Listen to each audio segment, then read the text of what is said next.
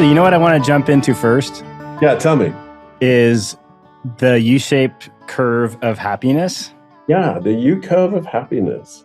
And I talk about this a bit, whatever, in talks or things that I write for Caddis. And I find that people are really uncomfortable with it. Do you find that? Like they almost break out in some nervous laughter about it because I think it's somewhat deadly accurate. And most people don't want to believe that they fit a grid, you know, and we're also very predictable that this makes a ton of sense, that this type of research has come out. And I'm wondering if you have found the same thing where people are resistant to acknowledge that the research is so dead on. I think if you're 45 and you hear that data point, it's very confronting. It's like, oh crap. And maybe that's what I'm asking when I ask it. Because I ask people in their 50s and like yourself, I mean, you probably hear this a lot, and people don't believe me. And people don't believe my wife, Annie. 50s are the best. It's so much better than the 40s, which were so much better than the 30s. So in hindsight, it all makes a ton of sense. And we're actually living it. You know, I think it, number one, it is confronting. Number two, for a lot of people, the way you get to your unhappiest point in your life is by just kind of not paying attention, right? It's like I can cruise control my way through this. I'm not going to pay attention to the fact that my job sucks, my marriage sucks, my life sucks, whatever it is that you're ignoring. And so when someone says to you, hey, did you know that you're at the bottom of this U-curve of unhappiness or happiness? I imagine that if you've been ignoring that for a long time, that can be quite confronting as well. That's probably what it is, right? I don't want to deal with this. I don't want to even think about this crap. I just want to get through. Right, which is really sad and true. Yeah, particularly men. Really? Particularly men. In what aspect? Well, just do a social sample. Go out to your network and ask 5 men who are 47.7 how they're doing, and they'll all say fine. Yeah. How you're feeling about stuff, what's going on, how satisfied, dissatisfied, or otherwise is not a huge subject of conversation. It's not a comfortable one either, right? So I think for a lot of people, it's this sort of key transition point. It's a key moment in life where they go, and I literally think of it, Tim, as one adulthood to another. If you think of your first adulthood from 20 to 50, where you're being parented by your parents, your communities, the values, the things that you've known growing up, I think at that point, at that 47.7, you have the chance to parent yourself. You have that moment of being able to say, I get to do and be who I want to be. You know yourself well enough to then start making better choices. I actually love the idea of a second adulthood where I get to be the mom and dad. You know what I mean? Yeah. I'm going to send you to the right schools. You're going to learn the right stuff. You're going to make the right friends, have the right experiences. I'm going to give you great feedback. And what you're talking about is you can be the mom and dad to yourself. Absolutely. So it's a second adulthood of your own, not necessarily the guy with the second family. Precisely. Which is a different discussion. At that point, does the U-curve of happiness kind of shift to the right a bit? Who knows? The good news is, though, it is a U, right? You don't get to 47.7 and stay there unless you live in Russia. Oh, right. I heard about this. I read about this. Yeah, where apparently you get there and you stay there. And I don't know the science behind why that is, but I don't think anyone really knows what it was. Yeah. Although it would explain a bunch of stuff, right? In the world today. Anyway, everywhere else you get there and you climb out. And actually for women just keep on getting happier until they conk out. Yep. And men get into their 70s, their mid 70s, and then they start to trickle off. They don't go back down to the bottom again, but their happiness goes down. Man, I can make a lot of assumptions about that. Is there any research on that? There's a ton of research on it. I'm definitely not the social scientist on it. My understanding is for men in particular, and again, we got to be really careful of the generalizations here. It's like all men. No, certain categories of men. White men in their 60s, happiness just falls off of a cliff. 60s? Yeah, on retirement. Okay. Is due to oftentimes being, totally absorbed by work, lacking purpose. They go into this next phase of their lives, let's say retirement or whatever, and they're not close to their families. Then they have very small social groups or that kind of social network to help them move forwards. They're oftentimes not that healthy physically either.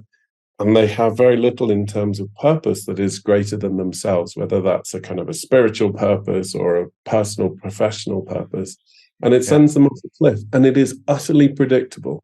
Wow. It's like a predictable cliff. I just read, Chip just sent something that was, what was it that adds 7.5 years to someone's life? Is it the relationship component? Yeah, there's 2 bits of research that kind of talk about how mindsets and that's what it was, right? Your behaviors impact your lifespan. So this is what's fascinating about reframing aging, right? There's a lot at stake. There's just a ton at stake. So on one hand, Becca Levy at Yale did a whole bunch of research on how having a positive mindset about aging can add about 7.5 years to your life. And that's sort of fascinating. And then you've got the whole Blue Zones work. Which has gotten a resurgence for some reason in the last 6 months. He's just doing a Netflix series. So I think the Blue Zones thing has come back up on Netflix. And in his research, he's shown that if you are in community in your 60s and 70s, if you have a strong community network, that can add up to about 15 years to your life. So those 2 data points get thrown around a lot. I did a ton of work with Daka Keltner out of UC Berkeley's Greater Good Science Center. And his team, I was talking to his team about what are the predictors? What's the one thing that can predict a happy midlife? So this second adulthood. And they said, without like skipping a beat, they said prosocial behaviors. The amount of relationships you have in your 50s will predict how happy you are in your 60s and 70s. It is as simple as that. And if you believe the research, it'll also predict how much longer you will or won't live than compared to a man or a woman who lives in isolation, doesn't have family, doesn't have friends, doesn't have community.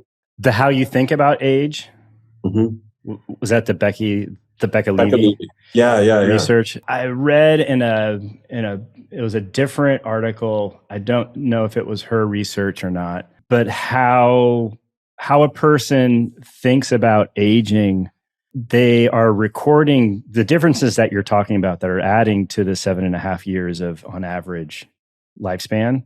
They are measuring it at the cellular level. Yeah. But it's physical. Yeah, that's right. So it's not a subjective point of view that people, have a positive outcome. They interview them later and they're like, yeah, I'm stoked. It's not like that. They're actually measuring at the cellular level the fact that these people that have a positive outlook are healthier human beings as they age, into second adulthood, as you put it. So this isn't psychological, it's physical. Yeah, it's the two. Your psychology drives your physiology, which is just bonkers. It's bonkers. Yeah. It's bonkers to think that the way you think about aging, and let's remember, it's the way you think about aging in the face of a tsunami of negative information. Correct. Right? We have a beauty industry that is just totally dedicated to making you feel bad about getting older. We have a whole set of social memes, cultural memes, et cetera, et cetera, et cetera. And this is one of the things that I find fascinating about this work and about the Academy is it's since 1900. In 1900, life expectancy was 47 years old. You're expected to live to 47 years old. Is that global or is that United States? Yeah, this was global. This was global and in the US. Fast forward to 2020, if you make it to 50 in the US, you're likely to live longer than anywhere else in the world. There's a whole bunch of demographic reasons. And again, we've danced over some gender differences and racial differences in some of our statistics. that do make a big difference. For example, the suicidality stuff is very different in African American men than white men. But again, moving through, in terms of life expectancy, I think right now, overall, American life expectancy is around 76 years. And it actually has gone down for the first time ever because of COVID. We went from 78 to 76. But if you make it to 50, you can expect to live well into your 80s. And so suddenly 50, which used to be the end of the race, is literally the midpoint. That 47.7 as the kind of the seesaw of adulthood, that tipping point of adulthood, is suddenly just the entryway into this second adulthood, which is kind of why I always think about it like that. I always think about it like, wow, we've been granted this whole extra adulthood in the last 100 years, and you don't hear about it. You don't hear people talking about it. It's like, we've doubled adult life in the last 100 years, and what the hell are we going to do with that second adulthood? And the other big statistic that just blows my mind, in America, when people hit retirement, so in their 60s, I know you know this, but what do? What do people in retirement do? They sit on the couch and they watch TV. They sit on the couch and they watch TV. 47 hours a week of television, which is just like, shit, guys.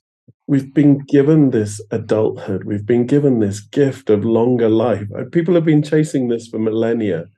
And what we're doing with it is we're watching TV, which is just bonkers. It's just crazy. So that's kind of the framework where you say, all right, how do we reimagine this?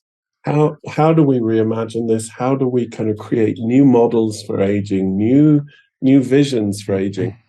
One of the reasons that your work is so powerful is, I think, it's not just telling people, it's not just facts and information that you guys provide for people. It is clear visions. You hold up these visions of, this is what your second adulthood can be like, and it can be fun and rad, and you can be learning new things and growing into new things. And again, as I look at the kind of the jigsaw of our work together, I think we do a lot of the social science research. I think we do a lot of kind of the thinking about, how do we help people reimagine this and understand that in doing so, they're adding life to their lives? That's one side of the equation.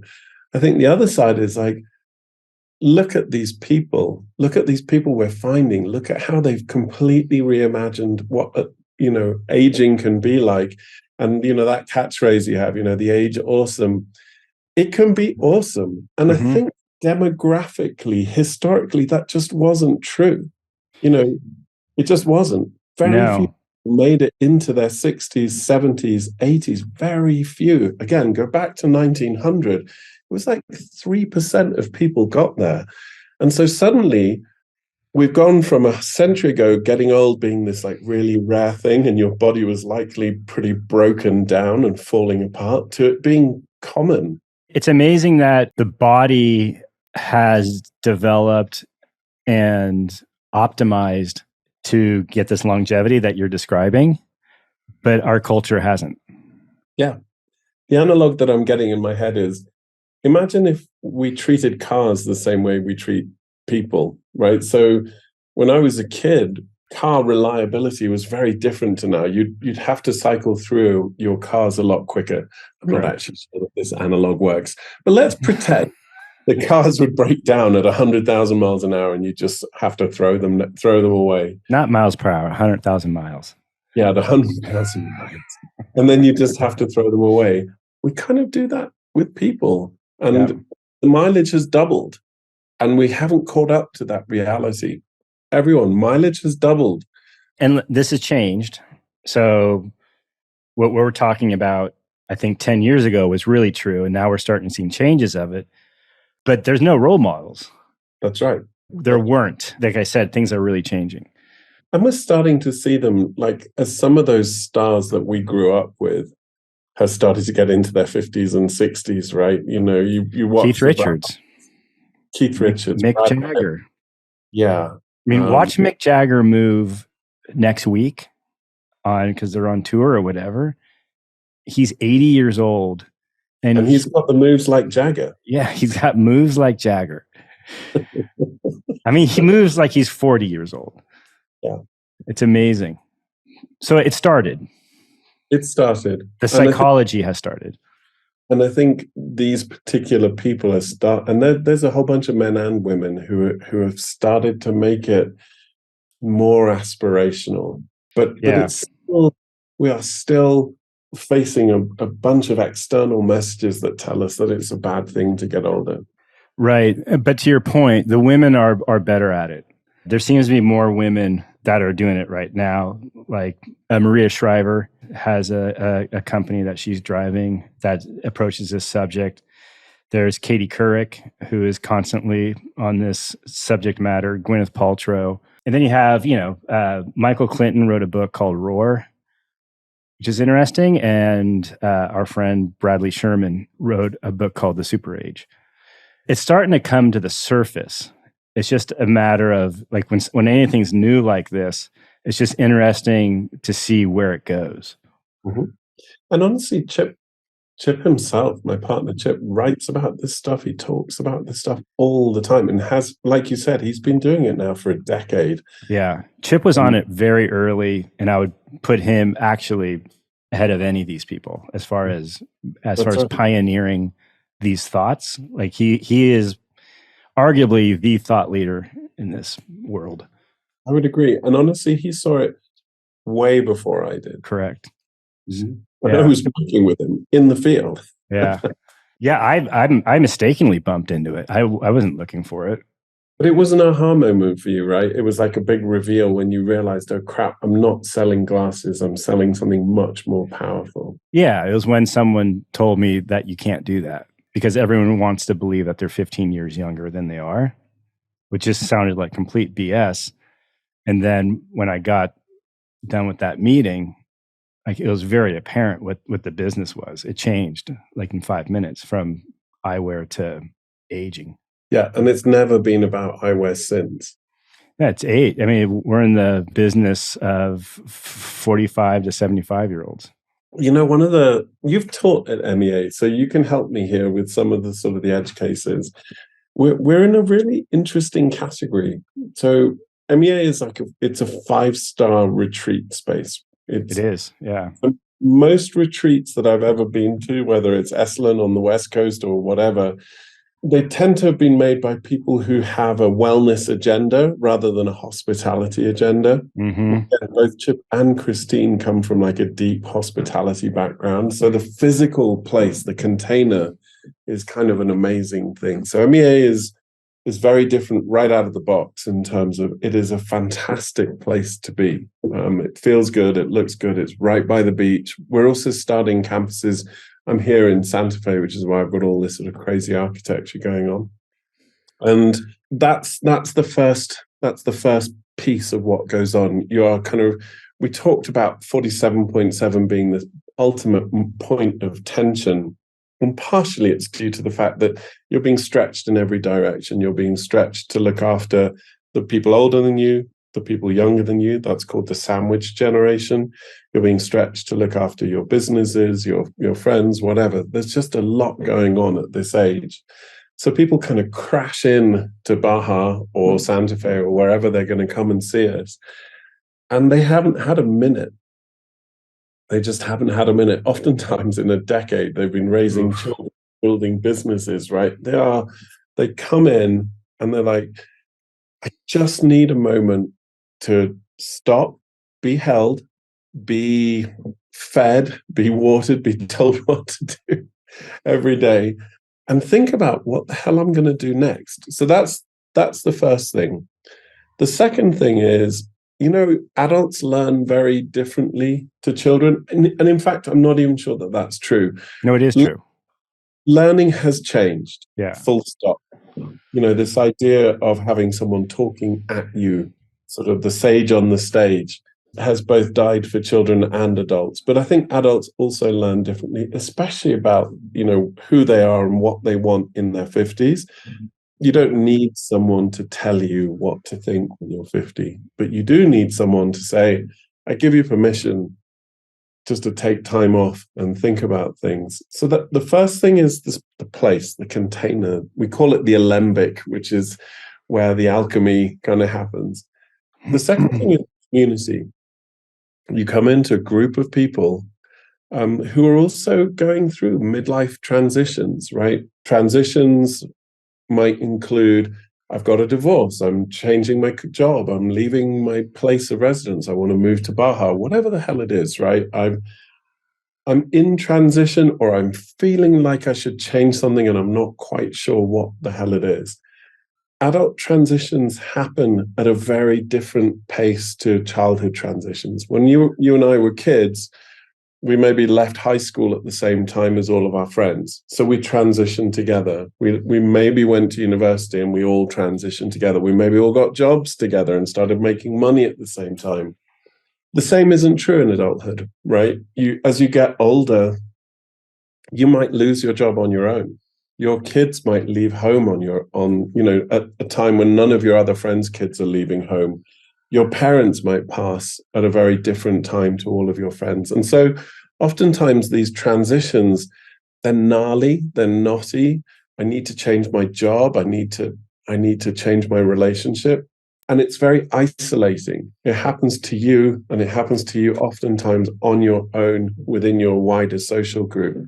So coming together with a group of other people who are in transition, no matter what the transition, is incredibly powerful. So container, community is the second thing. It's the people that you're doing it with actually help you metabolize what you're going through far better than any book or anything. The experiences, the conversations that you all have together. And then the third thing we do is curriculum. We actually have built a step-by-step curriculum which takes people through a set of ideas, questions, reflections over the course of a week, and weaves in like rituals and experiences and all sorts. And it's so hard to explain, but at the end of the week, people are just on fire. They come alive. They've made new friends. They've really had time to think and reflect on what it is that they want to come next. They've checked their own mindsets. It's that Becca Levy's stuff, right? It's like, oh crap, I'd got myself into a place where I'd stopped believing I could grow, change, become something different. Right. And so when people shed all that weight, they start to embrace the potential future, what could potentially be coming down the track, they come alive, and they come alive together in a group. And it is fun. I've seen it. Yeah. There's one thing I want to touch on that you said, and I have a different kind of mantra, which I learned years ago. And again, it's one of those things that kind of becomes scary true, which is, and I say true with rabbit ears, but like, you are the average of the 5 people that you hang out with. And at first I was like, like whatever, I don't get it. As you get older, you have to physically make some changes in your life if you want to excel at life. Because the same people that got you to age 30 may not be the same people that get you to 60. And you have to let them go. I can only speak to my own experience. I think if we only were allowed to have 5 people in our lives, I would agree with you. Yeah, but it's a generalization of it's basically saying you won't succeed if you're hanging out with people that are thinking that aging sucks, and they talk about the good old days and complain about their knees and hips. That's right. And this sucks, and this, that, and the other. Mm-hmm. And you don't know it until you stop and you hang out with people that have a completely different point of view, and you realize, oh my God, like, I wish I made some changes years ago. You know what, Tim, as well? And first of all, I love the way you frame that, and I totally, totally agree. The only kind of nuance I'd put on that, and I think where you saw a reaction from me, was I edited pretty heavily on some of my older friends when I kind of started doing some of this work, and it was a mistake. Mm-hmm. I think let's say we get to have 20, 30 friends at any given time. Was I edited out? Is that what No, you're saying? you were edited in, my friend. But if you're an average of the 5 people, you want to surround yourself with people who are motivated in ways that motivate you, interested in what interests you, passionate in ways that you are passionate about. Or maybe not passionate about. Yeah. And that might mean a reshuffling of that inner circle. Correct. But I would never advise or counsel getting sort of editing people completely out unless they're toxic, right? No, there's vampires They're out in the world. But the other point that I have seen, and the other thing that I have seen again and again, is part of the greatness of coming away to reimagine yourself in a place where no one knows you. But it takes 80 hours to make a friend. And people spend 80 How hours. many? 80? 80. And people spend 80 hours together at a week together with us, right? So they literally oftentimes will make the closest new friends that they've made in decades at MEA. But one of the things that is true is our friends often choose us to be certain things in their lives. Right. Family has often sort of pegged us as things in their lives. Consistency is important, right? It's like I can always rely on Tim to make me laugh, or I can always rely on Tim to pay my university fees or whatever it happens to be, right? That kind of means that it's actually important for people for us to stay in the same box. And so our oldest friends are oftentimes not only do they not want to see us change, they resist us changing. Right. They resist us graduating or evolving in any way, because it's like, no, dude, that's not what you do for me. Yeah, I have a whole subject about this that I want to do a whole nother show on. Huh? That's actually a very limiting factor for people. If you're hanging out with people that it's uncomfortable for them to think of you as more than one thing. Yeah. Like, how do you become that one thing and not adopt this imposter syndrome about, you want to be something else? If you want to go from business to music, like, no, you're the business guy. You're not the musician. Right. Oh, well, I'm going to write a book. Oh, no, you can't do that because you're the musician and not the writer. And people have a hard time holding more than one space. Yeah. And if you've got a whole extra adulthood and all your friends and all your family are saying, no, we need you to be exactly who you were in your first adulthood, that's kind of a nightmare. It's their hang up, but you can get hung up on it just through osmosis. Yes. So then you have to do dual editing, right? You have to edit your own mindsets and make sure you're not kind of handbraking your own life and saying, no, I can't become a musician or a writer or whatever. So that's one set of handbrakes, the wrong way of framing it. There's one set of things you have to let go of.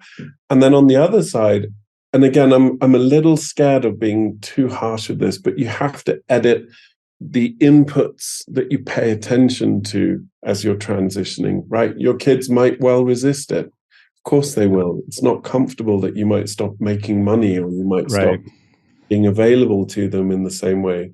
Your closest friends might be the hardest to kind of push through with this. Absolutely. I think that's where it starts. And you said something about imposter syndrome, and I wrote a blog about this, and it was such a reframe for me. I spend a lot of my time not knowing what the hell I'm doing. It's been a characteristic of my entire career, actually. I was an innovation consultant, which actually what that really meant, Tim, was I'd go from industry to industry where I didn't know what the hell I was doing and sort of try and help them have new and interesting ideas, right? So I was always out of my depth. And then I came into this wellness world, and I'm always out of my depth. I'm not a coach, I'm not a therapist, whatever. And interestingly, one of the kind of the key ideas of MEA is that we don't have coaches and therapists and these sort of trained professionals taking you through a process. We actually have teachers and facilitators. The teachers are the kind of subject matter experts that sometimes drop in. But the facilitators work on our process. We've been developing this process of helping people through transitions, helping people find purpose, helping people uncover their own wisdom for 6 years.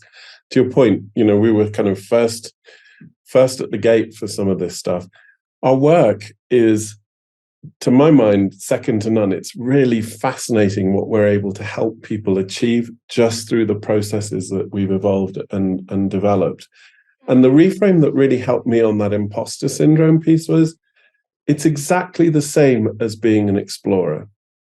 Being an imposter is the same as being an explorer. If you're exploring something, it means you don't know where you are, you don't know where you're going, you don't know what's on the other side of the fence. And if you're constantly attacking yourself and saying, that makes me an imposter, if I'm trying something new, that makes me an imposter, then you're never going to be able to grow.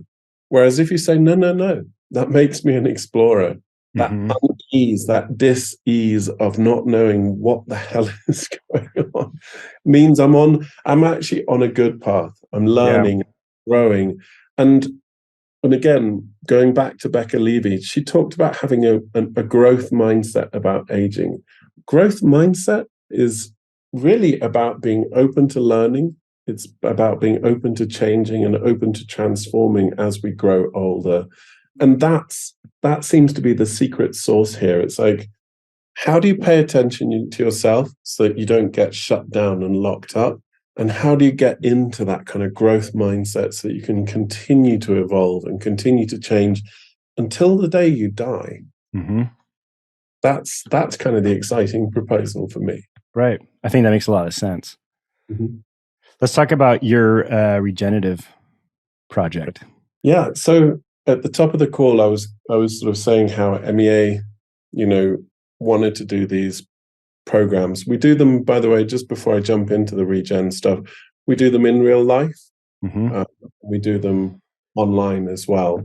And as our process has evolved, we're really starting to look at how do we offer these deep dives into transitions, purpose, owning your own wisdom, and make that into a whole kind of transformational journey. It's like, how do you actually transform your attitudes about aging in place with us, online, in real life, et cetera, et cetera, et cetera. My whole deal was like, I think we can build communities, physical communities, that are more tuned into environmental requirements, that are more tuned into how we want to live as human beings. I talked about loneliness at the top of the call, and we've all heard about the sort of loneliness epidemic. Particularly as we age, loneliness becomes a big deal. So being in community, pro-social behaviors, being in relationship in our 50s and 60s is the determinant of a happier, longer life. So it's like, well, then how do you build those communities? So we landed about 6 years ago on this idea of a regenerative community. Regenerative is, if you've been in the sustainability field, sustainability was about how do we sustain what is. And then there was this kind of tipping point where we kind of went beyond wanting to sustain to, crap, how do we bring back what we've lost, which is regeneration? How do we bring back systems that have been damaged? How do we bring back, whether that's climate systems, food systems, agricultural systems, etc. So regenerativity is about kind of healing, mending, bringing back. And I love the corollary between my two kind of fields of work in terms of, at the academy, it's oftentimes how do you regenerate yourself so that you can go into the second adulthood? How do you connect back to the things that you really care about, your values, what inspires you, what you care about, building community, etc. Similarly, that's what we do in the regen communities. We built a farm, a regenerative farm, which started off in Baja. We're now doing that in Santa Fe as well. We've got a regenerative horse ranch, a 2,500 acre regenerative horse ranch up here. And that's Baja, Mexico, and Santa Fe, New Mexico. Old Mexico and New Mexico. Yeah.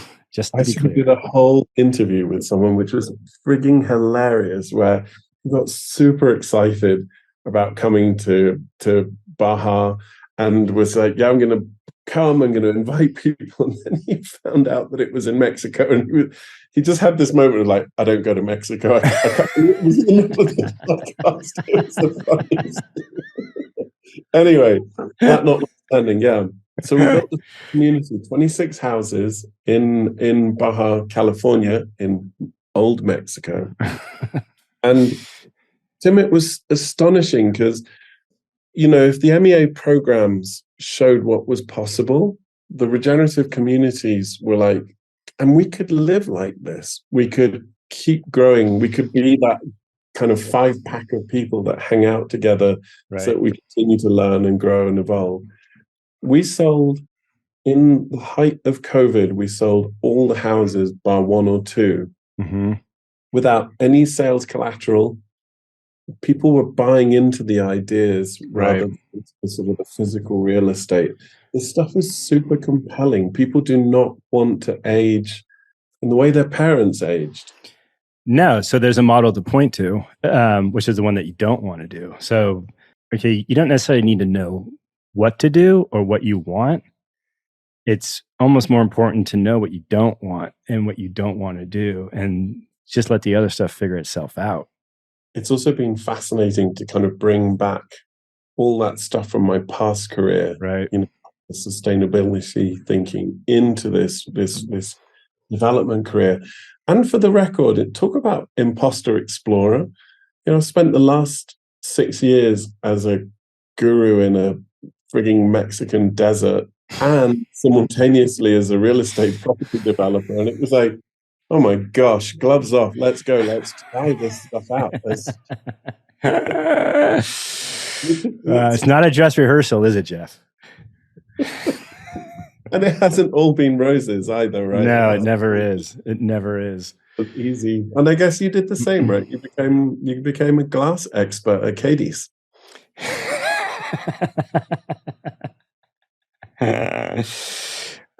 I guess expert.